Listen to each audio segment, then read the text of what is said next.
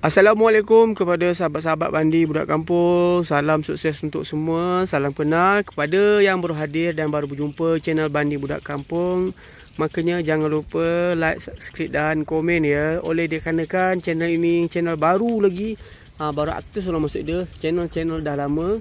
Ini kepada sahabat-sahabat semua nak melihat pemandangan yang cantik tu, maka tontonlah video Bandi Budak Kampung.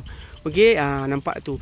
Yang berada dekat depan kita tu Gunung Singgalang. Nampaknya Gunung Singgalang tu macam ada erupsi Nampak tu berasap. Baru cakap dia gunung tu dah berasap itulah dia Nampak tu kepada sahabat-sahabat semua. Itulah dia nampak tu di mana Gunung Singgalang tu dia keliling gunung kalau situ Bukit Tinggi Sumatera Barat Indonesia. Macam itulah Okey. Dah tahu kan? Salam untuk semua, salam kenal untuk semua kepada sahabat-sahabat yang jauh di mata, dekat di hati. Kita main dekat pematang sawah. Kita kata tu buat video kat sini. Dekat sawah ni Nampak tu menghijau sawah dia, menghijau. Baru lepas tanam mungkin dalam 3-4 bulan lah ni Mungkin 2 bulan lebih nampak tu.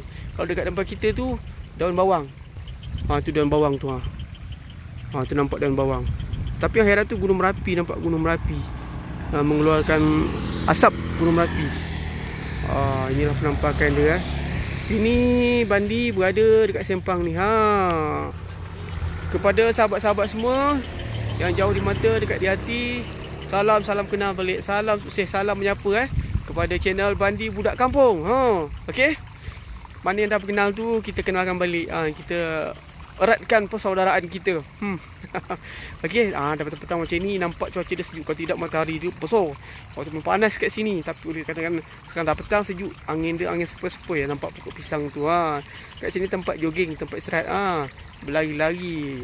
Itu nampak orang berlari-lari kat sebelah kita tu Nampak tu Gunung Singgalang. Okey, itu je lah sahabat-sahabat Bandi Budak Kampung.